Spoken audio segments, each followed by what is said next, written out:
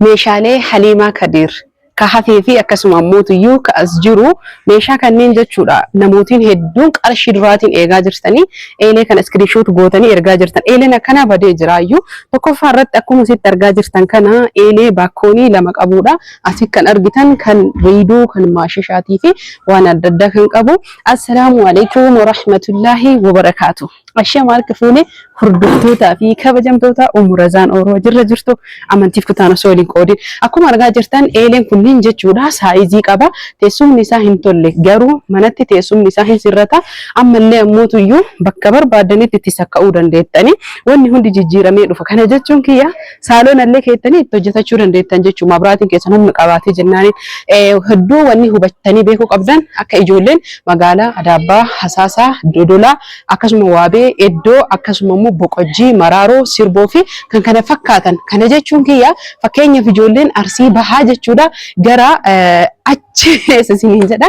Mabraatiin keessan humni laafaa yoo ta'ee jedhe eelee sin kaasu, firiijii sin kaasu akkasuma immoo TV illee kan kaafnetu jira. Namootiin hedduun TV akkasuma eeleen hin dalaguu tabalaashaadha jettanii magaalaa xixiqqaa irratti hin kaasu. Baay'inaan magaalaa aanaa irratti illee hedduu kan hin kaafne isin hubachiisuu barbaada. Tokkoffaa irratti eelee kana jechuudha namootiin barbaadan haala kanaan bakka barbaadanitti itti sakka'attanii dalaysiifachuu ni dandeettani. Lammaffaa irratti eeleen saayizii fi maqaa qaba.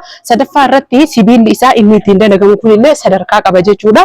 Sadarkaa tokkoffaa lammaffaa jira. Kana jechuun an tokkoffaa qofaan isinii dalaysiisaa osoo hin tahin haga danda'een jechuudha. Inshaallah wa ta'ala warsoboo osoo hin tahin haga danda'een almuuniyeemii tokkoffaa goosisee hamma ammaatti akka dalaysiisaa jiru. Eeledhaan asitti argitan kun baakkooniin gugurdaan kun irra caalaa jijjiiramee hafee jira. Sababni isaa almuuniyeemiin kuni waan gar malee waddadeef sibiila baay'ee furdaa tahee fi orjinaalaati malee qorqorroo miti. Inni kun waan dabaleef qarshiin isaa hedduu jechuun namni bitachuu waan dadhabeef warri hojjetullee haala kanaan baakkoonii xiqqeessee saayizii eelee xiqqeessee hojjetaa jira. Haa ta'u malee qarshii isaa hamma qarshii 15,000tti eeleen guddaan kun haga dandeenyeen hin yaalaa jirra. Kanaaf hordoftootaa fi kabajamtoota kiyyaa jalqabaaf 10,000 kan ture wanni bakka san jiru hin jiru asitti jechuudha. Waan o'aadha waan ta'eef waa kaa'uu dandeettanii as keessa riiduu maashishaa waan tokko tokko kaa'achuu dandeettanii asitti ammoo namootiin hedduun baaldii lixii kaa'uu dandeettanii jedhani. Ani garuu baaldii lixii keessattuu magaalaa o'aa keessatti waan ukkaamamee o'uuf lixiilleen inshamaa raamuu baasaa waan ta'eef baaldii lixii osoo hin tahin waan tokko tokko akka distii fakkeenyaaf distii kaa'ee sin agarsiisa. Na of kolchuudhaan na wajjin tura. Amma distiin tuni akkuma argaa jirtan silbarii Itaalii orjinaala jechuudha. Kunuuti amma distii 5 fuudhuu danda'a jechuudha. Akkasuma immoo wal keessa gurgurtanii distii 7 abbaa 7 guddaa sanillee hin fuudhaa jechuudha. Kana maleellee haala kanaan argitanii nyaata yoo hojjettanii jettan distii xixiqqoo as keettanii guddoollee haala kanaan akkana walirra kaa'attanii hunda isaatu iyyuu isin agarsiisa. Waan akkanaatiif baay'ee kan isin fayyaduu fi isin gargaaru malee argitanii achi booda itti cufuu dandeettanii namni daa'ima qabdan nyaata illee gootanii yeroodhaaf jechuun nyaata guyyaa 3-4 as keessa bulchitanii osoo hin tahini akkasuma immoo hiikaa tokko tokko akkanatti isiniif qabata jedhee yaada. Kana qofa osoo hin tahin meeshaa biraallee kaasee isin agarsiisa. Amma dhumaatitti na wajjin tura. Viidiyoo kan gochuudhaan akkasuma immoo sheer gochuun hiriyoota keessanii hunda isaaniitti akka qoodamuu fi viidiyoo namni ifaajee hedduu irratti baasee gadhiise akka laayikii gootan abdiin qaba. Cadhiftanii waan jechuun namni tokko tokko dhugaadha hin beeytanii argitanii mandaja illee hin fuudha. Mandaja irratti iyyuu waan dabalataa illee hin fuudha jechuudha. Meeshaa baakkoonii baay'ee guddaa ta'ee fi hedduu guddaadha. Akkasuma immoo iyyuu diizaayiniin eelee Adaamaatii fi eelee Shaashamannee ittiin hojjennu garagara. Kana jechuun kiyya ogeessi hundi isaatu iyyuu garagaraa isiniin jedha.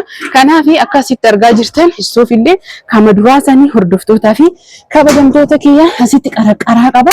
Kun argitanii qaraqaraa qaba jechuudha. Argitanii qaraqaraa qaba. Inni illee akkasumatti baay'ee guddaa kan tahee fi hin jijjiiramne jechuudha. Waan duraa irraa hin jijjiiramne. Haga danda'een inuma kadhataa jira. Osoo distii wal keessa hin kaayin nyaata haga aynata 4-5 yoo hojjettanii jettan keessa kaa'achuu dandeettanii jechuudha. Istoofii kanallee istoofiin kunillee haala kanaan jechuudha. Sababni hundi isaatu iyyuu jijjiiraa jiraniif saayizii isaa guddinaa fi xiqqeenna isaa laamiraa kanatu gara malee waddadee isiniin jedha. Haala kana fakkaatuun akkuma dura argitan jechuudha. Istoofillee kunoo maashaallah asitti kan maktafaati. Amma iddoon na cinqee waan ta'eef asitti kun kadhaabatu.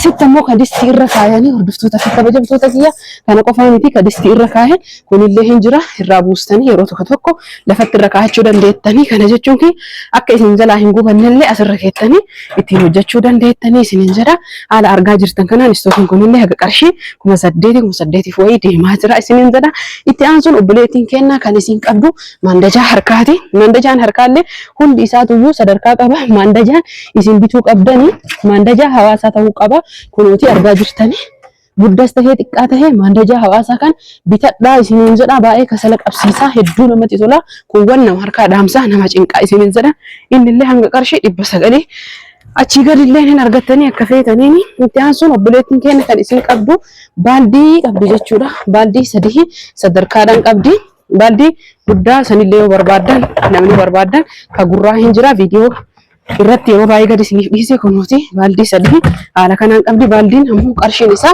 harkaasa yoo dabalellee birrii 200 dabala baaldii 3 qabdi itti aansuun roottoo guddaa tahee keeniyaa qabdi ka keeniyaa jechuu maqaa isaa odoon tahin keeniyaan ka keeniyaati isinii galee kunuuti haala argaa jirtan kanaan roottoo guddaa keeniyaa qabdi jechuudha litira isaa meeqa diizarii jechuu kunuuti litira 400 jechuu argaa jirtanii miti litira 400 itti aansuun kun ammoo tuyyuu ka itti aanu xiqqaa jette inni kunillee oriijinaaluma osoo ta'uyyuu garagara xiqqoo as fidi kaameraa argisiisii fi biyya keessa inni xiqqaa ka biyya alaa hin dhabee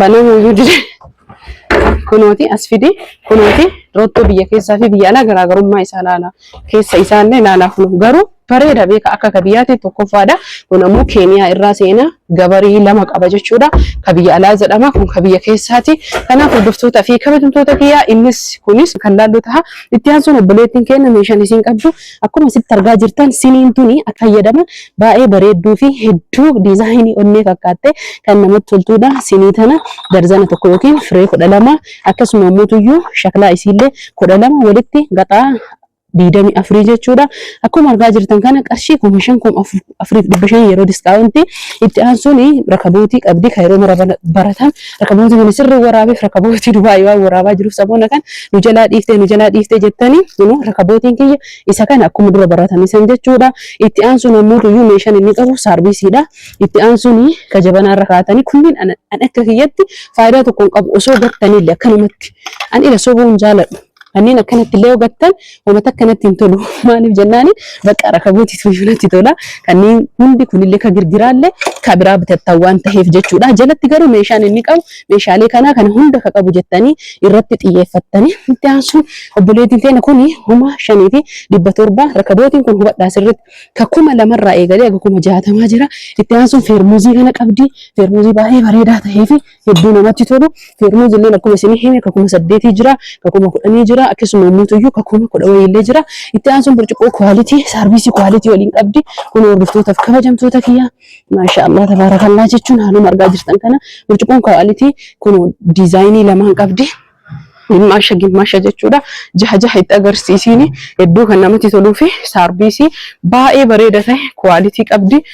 Kanaafi itti aansitee jookii ilmayyoo wajjin qabdi isa qofaa miti meeshaaleen isin qabdu hedduu kan namatti toluu fi hordoftootaf kabajamtoota kiyya burcuqqoo shaayiillee qabdi burcuqqoo shaayii gimasha diizaayinii lama qabdi makarajii fannoo qabdi itti agarsiisi kaameraamaaniin achi siqee isinitti agarsiisu meeshaalee babbareedduu ta'ee fi yeroodhaaf jechuun mana isii keessatti tokkollee odoo nafin tokko haala bareedaa ta'een bitattee jirti maashina meeshaa daabboo keessa kaayatan kan amma faashina dhufee fi akkasuma muutuyyuu kan buddeenaallee kunooti hin qabdi isiniin jedha hordoftootaa fi kabajamtoota kiyya maashaallah tabarakallah jedhee jira akkuma sitti argaa jirtan kanaan hedduu kan namatti toluu fi inni kun ammoo tuyyuu kan kana gubbaa taa'u bilooniin hidhama isiniin jedha as keessa jira kunillee akka namatti buqqa'e kun bilooniin barbaadu kun irruma gakkaayama as keessa seene itti micciirama warri qabdan hin beeytan jedhee yaada kun ka abbaa biraattu as keessa jira ka isii as keessa kanaaf asumaan fudhadha isiniin jedha waliyyoo deemee jedhe hin beekan waan ta'eef indee buulle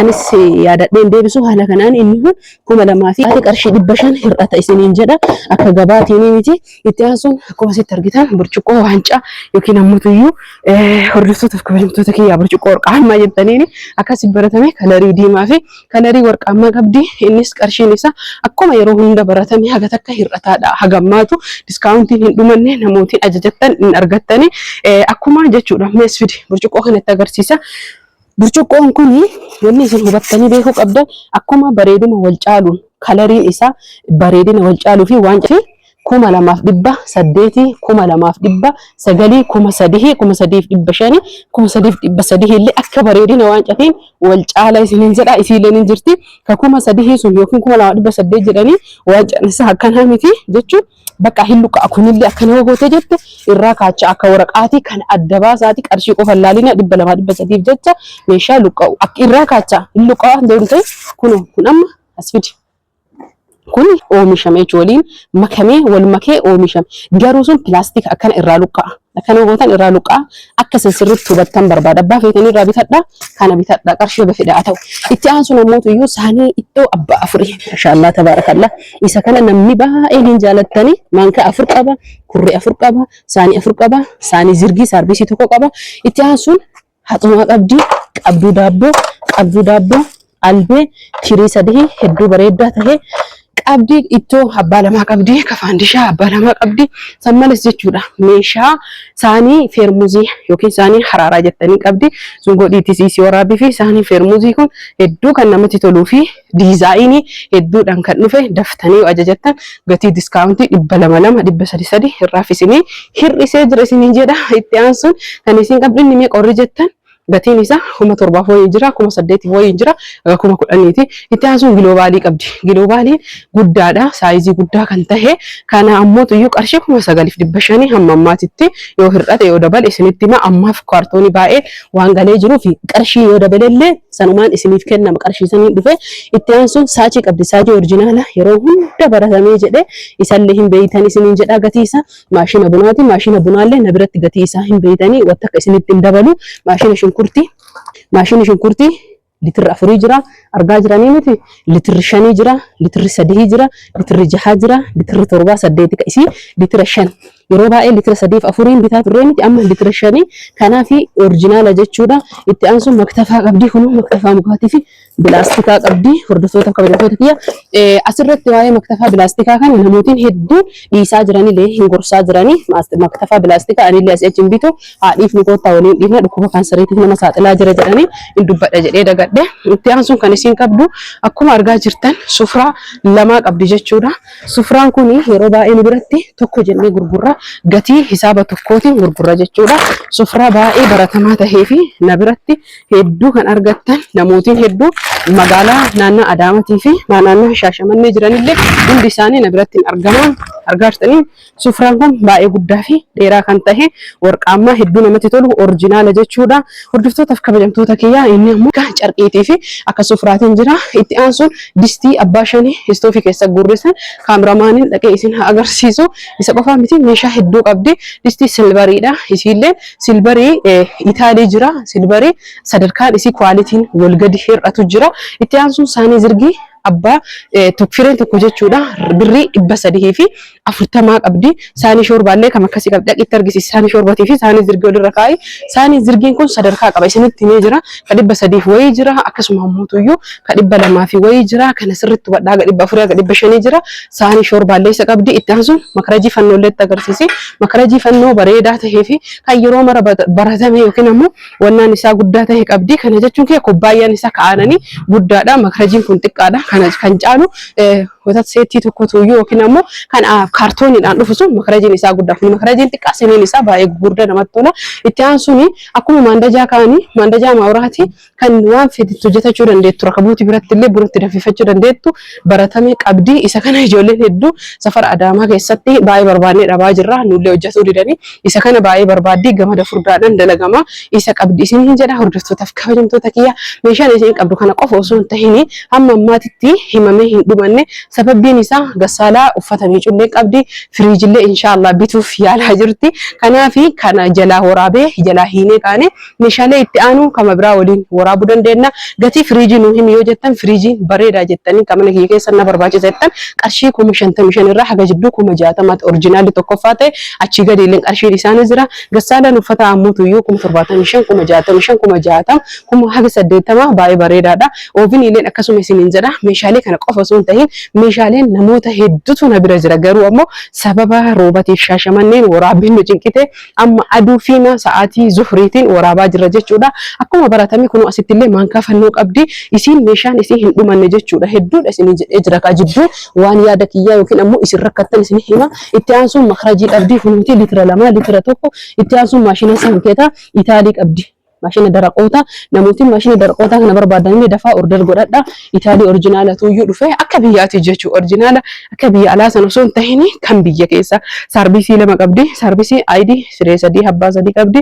Saarvisii kwaaliti yookiin oriijinaala habbaa 3 qabdi isiniin jedha. Inshallah meeshaalee dabalataa isiin dabalattee jettee immoo haala kana fakkaatuu fi haala kana caalaa babbareeduun oriijinaala eenee itti daballaa fi viidiyoo kan share like gochuun hiriyoota keessanii sahniidhaan isin asitti argitan kana qofa osoo hin tahin sahni baay'ee babbareedaa ta'ellee hedduutu jira. Viidiyoo meeshaa nama biraa irratti inshallah kan dhufnu ta'a. Horaa bulaa fayyaan fa'a isin jaaladha isin kabaja.